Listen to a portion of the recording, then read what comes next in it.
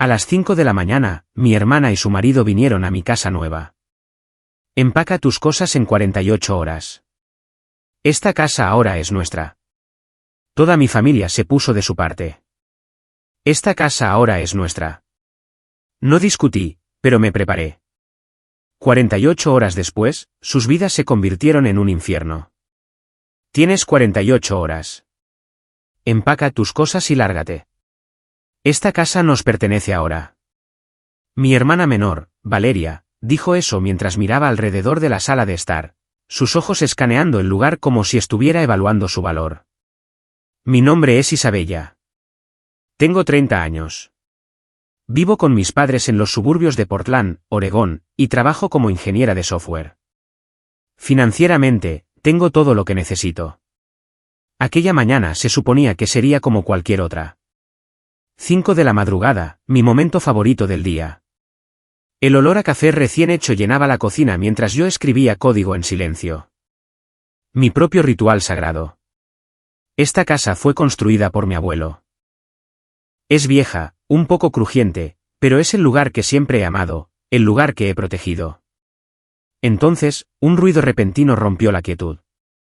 Levanté la vista y allí estaba ella, mi hermana Valeria, que no había puesto un pie en esta casa en años. Y a su lado estaba su pretencioso esposo, Sebastián. Isabella, esto es un poco repentino, comenzó Valeria, su voz tan fría como un viento invernal. Antes de que pudiera responder, miró de nuevo la habitación y dijo, tienes 48 horas. Empaca tus cosas y lárgate. Esta casa nos pertenece ahora. Por un momento, mi mente se quedó completamente en blanco. Pensé que debía haber oído mal, pero mientras permanecía en silencio, mi madre apareció desde el fondo de la sala y añadió, como para clavar el cuchillo aún más profundo, Isabella, escucha. Valeria y Sebastián pueden darle un mejor uso a esta casa. Tú siempre has estado sola, pero ellos realmente tienen un plan para ella. Algo dentro de mí se quebró con esas palabras. Pero no fue un estallido de ira ni nada parecido. Fue algo más frío, más agudo y mucho más preciso. Lentamente levanté la cabeza, miré a mi madre a los ojos y dije, ¿un plan? ¿Te refieres al tipo de plan donde alguien más paga una hipoteca que se ha sacado contra esta casa? Su rostro se puso pálido al instante. Luego, desvié mi mirada hacia Valeria, que parecía tan engreída hace un momento. ¿Siquiera sabes sobre el préstamo de $150,000? Mi tranquilo contraataque dejó a Valeria y a Sebastián sin palabras. En sus cabezas, solo habían estado pensando, vamos a conseguir una casa gratis. Finalmente, me volví hacia mi padre, que miraba incómodamente al suelo. Papá, ¿no vas a decir nada? ¿Es esta mi indemnización por todo lo que he hecho? 48 horas para desaparecer. Es un retorno de inversión bastante terrible. La habitación fue engullida por un silencio incómodo. Probablemente esperaban que llorara, que suplicara, pero ya no iba a luchar en sus términos. Exhalé y luego dije alegremente, casi con jovialidad, bien, entendido. Empezaré a prepararme. Eso no fue una rendición. Fue una declaración de guerra. En mi cabeza, el código ya había comenzado a ejecutarse. Nombre del proyecto, venganza familiar. Fecha límite, 48 horas. Un plan impecable. Volví a mi habitación y cerré la puerta en silencio. No cayó ni una sola lágrima. En cambio, la adrenalina recorrió mi cuerpo. Decidí empezar por hacer una lista de todos los activos. Si pensaban que se iban a quedar con el cascarón de esta casa, yo despojaría todo lo que le daba valor. Cada ápice de comodidad, cada función, cada rastro de valor. ¿Acaso entendían por qué esta casa seguía existiendo?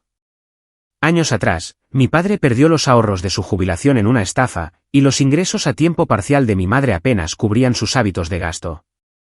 Para compensar, pidieron un gran préstamo al banco, usando esta casa como garantía. Cuando mi abuelo falleció, el título de la casa fue transferido a ellos. Usaron eso para obtener el préstamo, pero, por supuesto, no cumplieron con los pagos. La casa estaba a punto de ser embargada. Todavía recuerdo esa noche. Mi padre con la cabeza entre las manos por el aviso de ejecución hipotecaria y mi madre suplicando, Isabella, tú puedes arreglar esto, ¿verdad? Si lo pagas, pondremos la casa a tu nombre. Los términos del banco eran brutales. Pagar el saldo vencido de inmediato y liquidar el capital restante más los intereses, $150,000, en un plazo de 3 años. De lo contrario, la casa iría a subasta. Es por la familia, dijo ella. Con ese único comentario, decidí posponer mi propio sueño de comprar una casa, algo que había estado planeando durante 3 años, y en su lugar seguí haciendo los pagos mensuales diligentemente sin falta. Cuando vi sus rostros aliviados, pensé que había hecho lo correcto. Pero eso no era gratitud. Era la mirada de personas satisfechas con una cartera conveniente. Y no era solo el préstamo. Ese gran sofá en forma de L en la sala. Lo compré después de meses de horas extras, imaginando a la familia relajándose junta para ver películas. El televisor OLED de 65 pulgadas. Lo compré porque papá dijo una vez, los televisores nuevos de hoy en día son realmente algo. Cuando la lavadora se rompió, compré una nueva. El modelo de alta gama con secadora. Cuando el techo goteaba, pagué las reparaciones. Cuando las paredes se descolorieron, las volví a pintar. Había vertido todo lo que tenía en este proyecto llamado hogar. Mi tiempo, mi dinero y mi amor. Todo lo que quería era que mi familia viviera cómodamente. Pero después de pagar hasta el último centavo, así es como me lo pagan. Así que ahora, en 48 horas, extraeré cada pieza de mi vida de este lugar, de forma segura y completa. Primero, necesitaba asegurar un aliado externo esencial para esta operación, la empresa de mudanzas. Todavía era temprano. Abrí mi portátil y escribí en la barra de búsqueda, Servicio de mudanza de emergencia Portland 24 horas. Aparecieron algunas opciones. Entre ellas, una empresa destacaba, Green Mountain Movers. Reseñas de primera categoría y un sitio web elegante. Valía la pena intentarlo. Marqué su número. Para mi sorpresa, un hombre contestó después de unos pocos tonos. Su nombre era Daniel. Su voz era somnolienta, pero profesional. Buenos días. Lamento terriblemente llamar tan temprano, pero necesito un trabajo de mudanza de emergencia para hoy. Le expliqué la situación brevemente y con desesperación. Al principio, Daniel sonó genuinamente desconcertado. ¿Hoy?, dijo incrédulo. Pero cuando enumeré los artículos a trasladar el sofá, el televisor, la lavadora, el juego de sillas de comedor, otros electrodomésticos y mis cosas personales, su tono cambió. Probablemente se dio cuenta de que no se trataba de una huida desordenada. Era un trabajo de negocios en toda regla. De acuerdo, tendremos que cobrar una tarifa de urgencia, pero podemos hacer los arreglos. Lo más pronto que podemos tener un equipo allí es, veamos. Al mediodía de hoy. ¿Le parece bien? Perfecto. A esa hora, todos estarían fuera, así que podría borrar mis rastros por completo. Sí, al mediodía, por favor. ¿Y podría el equipo ser lo más silencioso posible? No se preocupe, somos profesionales. La única frase de Daniel me dio más seguridad que cualquier charla de consuelo podría haberlo hecho. Colgué, exhalé y marqué la primera etapa del plan como completada. Todo lo que quedaba era esperar la ejecución. Abrí el archivo de recibos y comencé a pegar pequeñas notas adhesivas en cada cosa que debía llevarse. Esto es mío. Eso es mío. Aquello, también. Todo.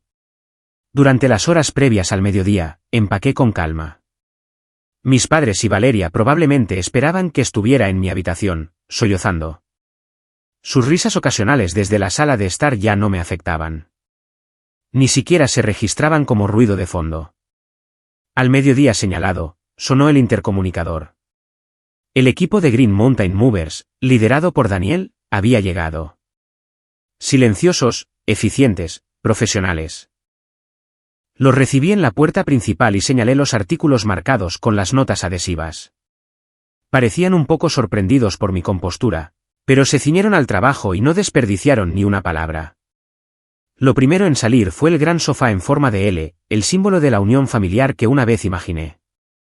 2 operarios lo levantaron con facilidad practicada y lo llevaron lentamente a través de la puerta.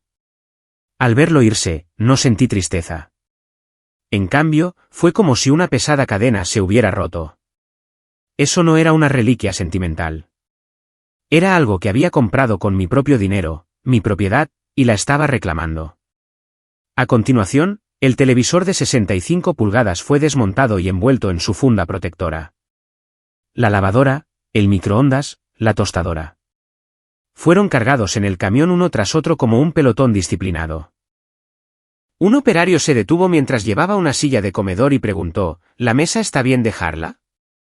Sí, la mesa pertenecía a mi abuelo, pero esas sillas las compré el año pasado. Asintió comprensivamente y se llevó las sillas con cuidado.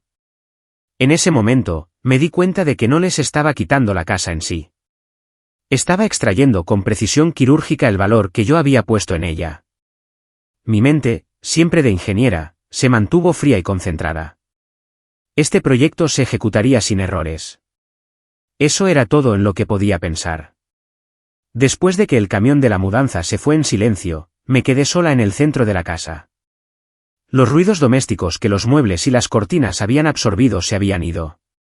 La casa se sentía como una catedral, inquietantemente silenciosa. Una persona normal podría haberse sentido abrumada por una sensación de pérdida en esa situación. Pero lo que me llenaba era un extraño y feroz sentido de logro y una emocionante anticipación por el siguiente acto del espectáculo. Saqué mi teléfono del bolsillo y fotografié el recibo de la mudanza. El registro perfecto del trabajo completado. Luego, coloqué la llave de la casa suavemente sobre la mesa del comedor donde habían estado las sillas. Ya no necesitaba esa llave. Llevé mi portátil a una cafetería cercana, comencé los trámites para un nuevo lugar y esperé. En el momento exacto en que se cumplieron las 48 horas, mi reloj inteligente vibró suavemente, la señal del comienzo del espectáculo. Contemplando la puesta de sol a través de la ventana de la cafetería, sorbí un expreso. Justo entonces, mi teléfono se iluminó con una llamada. Mamá. Una llamada del público después del primer acto, quizás. Por supuesto, no contesté. Dejé que fuera al buzón de voz y escuché. En el altavoz estaba la voz histérica de Valeria y los intentos nerviosos de mi madre por calmarla. No hay nada en la casa, mamá. Está vacía. Isabella robó todo. Se lo llevó todo, gritaba Valeria. Cálmate, Valeria. He estado tratando de llamar a Isabella, pero no contesta. ¿Qué está pasando? La voz de mi madre vacilaba con pánico. Desde el otro lado, podía oír a mi madre deshacerse. Su guión era que yo lloraría, empacaría miserablemente y me iría, y luego Valeria y Sebastián vivirían cómodamente. Nunca soñó que todo el escenario desaparecería. Le envié un mensaje de texto a mi mejor amiga y abogada, Elena. El telón se ha levantado. Ahora esperamos la entrada de la abogada. Su rápida respuesta fue tranquilizadora, palomitas listas. Pedí otro expreso y esperé la llamada de mi padre.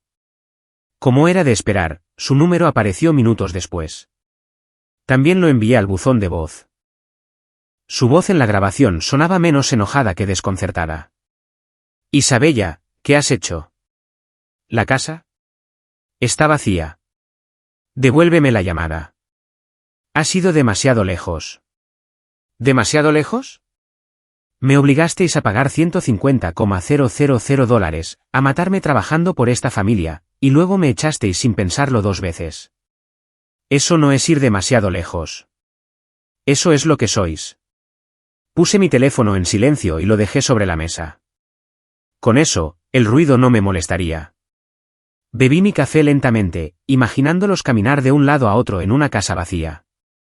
A la mañana siguiente, estaba en el despacho de abogados de Elena, un moderno espacio de cristal.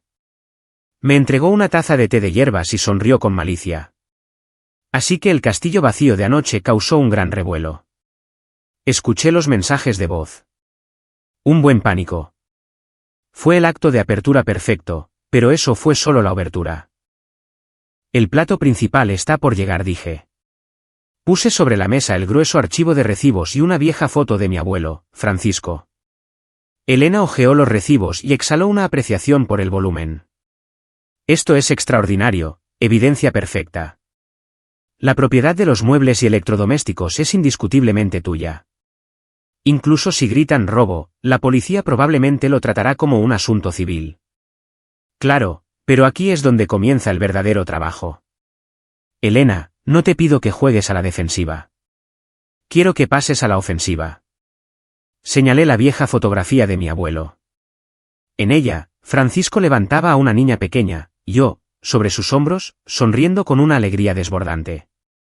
Él había construido esa casa con sus propias manos, orgulloso y terco hasta el final. Esta casa era originalmente de mi abuelo. Siempre creí que mis padres la heredaron legalmente, pero algo no cuadra. La forma en que mi padre entró en pánico. Era como si estuviera aterrorizado de que descubriera algo. La expresión de Elena se agudizó al instante. La abogada en ella despertó. Dejó su taza de té y se inclinó hacia adelante. Ya veo. ¿Así que crees que el proceso de herencia no fue transparente? De acuerdo, investigaremos.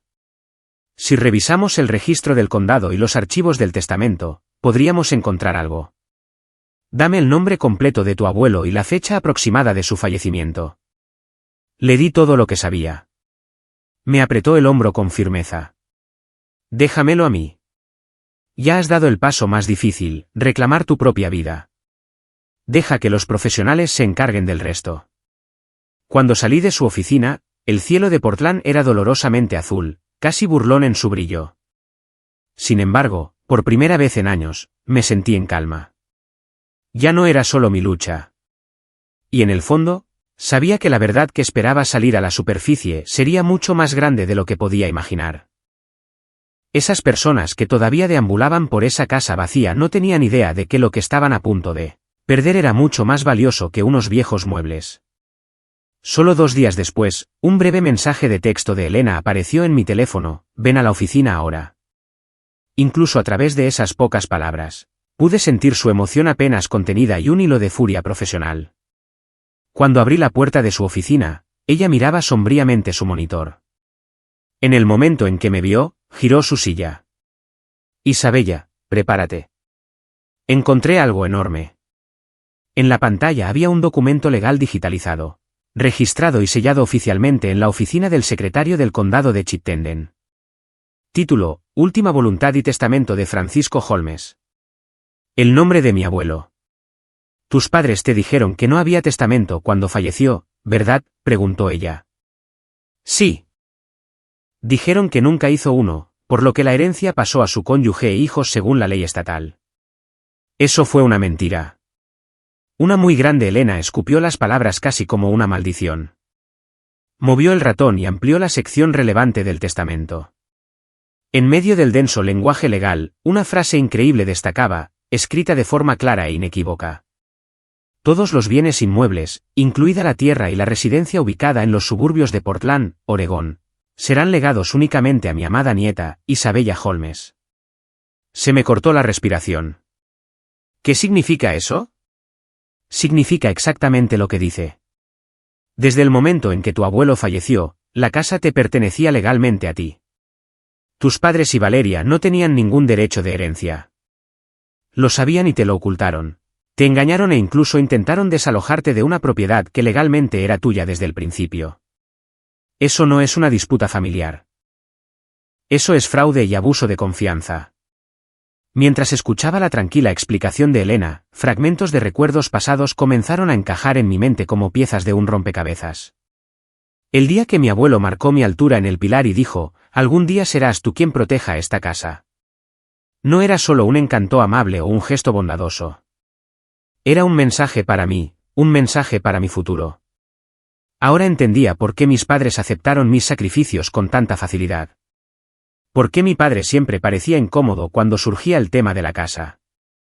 Habían estado viviendo bajo el temor silencioso de que algún día descubriera lo que habían enterrado. Adormecieron su culpa con mi amabilidad. Más allá de la ira, una resolución fría y absoluta brotó desde lo más profundo de mis entrañas. Si había una verdad que habían intentado ocultar, ¿no era mi deber final como nieta exponerla a la luz del día? Me volví hacia Elena y hablé en voz baja, pero con una claridad inconfundible. Elena, enséñales la realidad. Con mucho gusto. Para eso estoy aquí. Elena esbozó una sonrisa salvaje, como si hubiera estado esperando este momento todo el tiempo. Al día siguiente, una carta certificada con el nombre de Elena llegó a la casa familiar. Contenía 2 anexos. Parte 1. Una notificación formal afirmando mi propiedad de todos los muebles y electrodomésticos comprados, advirtiendo que cualquier acusación falsa de robo resultaría en una demanda por difamación. Parte 2. Una copia del testamento de Francisco Holmes, notificándoles oficialmente que la propietaria legítima de la propiedad era Isabella Holmes. Advertía que mis padres y la familia de Valeria se encontraban ahora en ocupación ilegal y aconsejaba la evacuación inmediata. Elena me dijo más tarde que esa tarde, mi teléfono se había inundado de llamadas. Docenas, cientos, de todos los miembros de la familia. Ella solo contestó una. La de mi madre. Pon a Isabella al teléfono. Necesito hablar con ella, gritó mi madre. La voz de Elena, dijo, era fría y precisa. Isabella no hablará con usted. Toda correspondencia futura debe realizarse por escrito a través de esta oficina. Además, tenga en cuenta que los daños por ocupación ilegal se acumulan diariamente. Esa única declaración dejó a mi madre sin palabras y la llamada terminó abruptamente. Siempre me habían visto como la emocional. Fácil de hacer sentir culpable, fácil de controlar. Pero ahora se enfrentaban a algo que la emoción no podía mover, la ley misma. Por supuesto, no aceptaron la derrota. Contrataron a un abogado local e intentaron impugnar el testamento, alegando que Francisco era anciano, incapaz de un juicio sano. O que Isabella debió haberlo manipulado. Pero Elena ya había anticipado cada palabra. En cuestión de horas, presentó pruebas, los resultados de un examen médico realizado pocas semanas antes de la firma del testamento y un vídeo de mi abuelo, con los ojos brillantes y riendo, compitiendo en un torneo de ajedrez local. Su agudeza mental superaba a la de la mayoría de los treintañeros. Su defensa desesperada se derrumbó en el tribunal. El juez confirmó el testamento en su totalidad y emitió una orden de desalojo formal contra mis padres y la familia de Valeria. El último fin de semana que se les permitió quedarse en la casa, la visité con Elena. Por supuesto, no para entrar, sino para una reunión con el agente inmobiliario. Sí, había decidido vender esa casa. Los recuerdos de mi abuelo permanecerían a salvo en mi corazón. Pensé que era mejor cortar los lazos del pasado también físicamente. Mientras hablábamos con el agente frente a la casa, Valeria salió de repente, con el rostro torcido por la ira y los celos. Isabella, ¿cómo te atreves? ¿Crees que puedes salirte con la tuya haciendo esto? Si me salgo con la mía es algo que decidirá el tribunal. Ah, y asegúrate de pagar los daños por el periodo de ocupación ilegal. Y estoy segura de que los honorarios legales de tu abogado también serán bastante elevados, ¿no? Sonreí cálidamente. A mi lado, Elena estaba de brazos cruzados, mirando a Valeria con una calma glacial. Valeria se mordió el labio con frustración, sin palabras. Ya no tenía ningún poder sobre mí, y eso, más que nada, era lo que no podía soportar. A través del hueco de la cortina, pude ver a mis padres espiando desde el interior de la casa. Ya ni siquiera tenían el coraje de enfrentarme. Patético. Lo habían perdido todo, la confianza familiar, la reputación que habían construido durante décadas y ahora incluso su hogar. Todo fue el resultado de sus propias decisiones. La casa se vendió sorprendentemente rápido. Era una casa bien construida en un tranquilo suburbio de Portland. Cuando el agente inmobiliario llamó para confirmar que la venta se había completado, finalmente sentí que podía volver a respirar. Por primera vez en años, un largo y agotador proyecto había llegado a su fin. Según lo ordenado por el tribunal, mis padres y el esposo de Valeria, Sebastián, desalojaron la casa antes de la fecha límite, prácticamente escabulléndose en medio de la noche. Todo lo que dejaron atrás fueron algunos platos baratos y gastados y una pila de facturas de servicios públicos sin pagar. El dinero de la venta se convirtió en la base de mi nueva vida. Usé parte de él como pago inicial para mi nuevo apartamento e invertí el resto sabiamente. Ya no tenía que verter mi dinero duramente ganado en las necesidades de otra persona. Cada centavo ahora podía destinarse a mi propio futuro. Según parientes lejanos, las cosas no les fueron bien después. Cuando Valeria y Sebastián perdieron los activos con los que contaban, su matrimonio se desmoronó rápidamente. El llamativo trabajo de ventas de Sebastián no podía seguir el ritmo de los hábitos de gasto de Valeria ni el alquiler de su nuevo apartamento. Lo último que supe fue que estaban en medio de un divorcio y que Valeria estaba durmiendo en sofás de amigos en California buscando trabajo. A mis padres les fue aún peor. La noticia del testamento oculto se extendió rápidamente por la comunidad en la que habían vivido durante años. Obsesionados con las apariencias, se mudaron lejos de Portland a un pequeño apartamento de alquiler en algún pueblo rural. Mi padre, despojado de su orgullo, perdió toda motivación, mientras que mi madre continuaba quejándose a quien quisiera escuchar que todo es culpa de Isabella. Perder su casa y su estatus social no fue suficiente para equilibrar la balanza. Elena ya estaba preparando la presentación de cargos criminales por ocultar el testamento. El precio que pagarían ya no sería solo financiero. El día en que tendrían que enfrentar su culpa tras las rejas se acercaba. Incluso cuando escuché rumores de su caída, mi corazón no se inmutó. No quedaba odio, ni ira, solo una indiferencia tranquila e inquebrantable. Eso, más que nada, demostraba que ya no formaban parte de la historia de mi vida. Bloqueé todos sus números. No conocían mi nueva dirección. Física, digital y emocionalmente, había cortado todos los lazos. Lo que siguió fue una paz tan profunda que casi parecía irreal. Unos meses después, tomé una decisión importante para reconstruir mis cimientos desde cero. Dejé Portland y me mudé a Denver, Colorado. Quería un borrón y cuenta nueva, un lugar intacto por el pasado. Afortunadamente, una startup de tecnología verde reconoció mi experiencia y me ofreció un puesto como gerente de proyectos.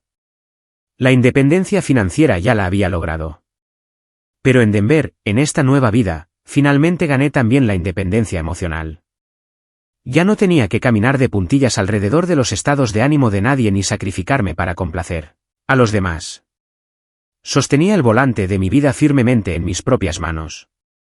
Y esa sensación de control era la forma más pura de fuerza que jamás había conocido. Aproximadamente un año después de instalarme en Denver, Elena vino a visitarme durante sus vacaciones. Celebramos tranquilamente en mi nuevo apartamento. Miró a su alrededor, su expresión se suavizó. Este lugar es hermoso, dijo. Se siente tan tú. Todo es gracias a ti, Elena. Sin ti, todavía podría estar encadenada a esa casa. No sacudió la cabeza. Yo solo te mostré el camino legal. Tú fuiste quien se levantó y ejecutó ese plan salvaje y brillante de 48 horas. Esa fuerza era toda tuya. Tenía razón. Siempre había sido fuerte. Durante años, había vivido bajo la maldición de la familia, dudando de mi propio valor, pero nunca fui débil. El coraje de creer en mí misma, de decir no a la injusticia, siempre había estado ahí, esperando despertar. Quizás todo lo que sucedió fue solo el tratamiento rudo pero necesario para despertar a ese león dormido dentro de mí.